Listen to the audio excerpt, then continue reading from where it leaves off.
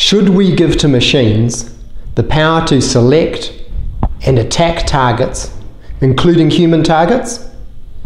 It sounds like science fiction, but it's being debated by scientists and governments as the technology for killer robots gets closer every day.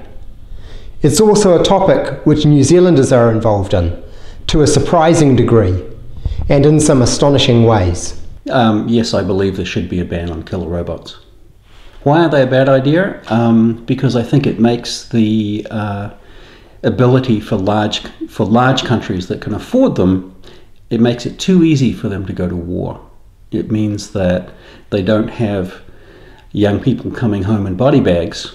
They can go to war with impunity without any collateral cost within their own society. So one of the concerns that people have expressed about the possibility of robot soldiers, or automated or autonomous weapon systems as they refer to them, is that at present at least, they lack the kind of sophistication that allows human soldiers to distinguish between, for example, combatants and civilians, or active combatants and those who might be in the process of surrendering.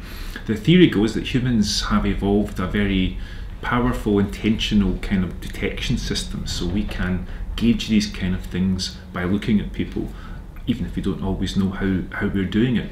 And that nobody's successfully programmed a robot yet to be clever enough to draw that distinction. So that would be one of the big concerns. The second one is, of course, that robots can't at present be programmed with a conscience or a moral sense.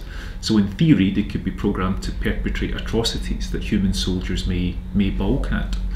Now, the other side of the story, of course, is that robot soldiers wouldn't have the same kind of emotional frailties that we sometimes find in human beings. So particularly when human soldiers are exposed to very, very stressful situations for a prolonged period. So maybe during an occupation scenario, for example, where they're seeing their comrades maybe blown up or killed around them, we know that that can manifest itself in some very troubling behaviours.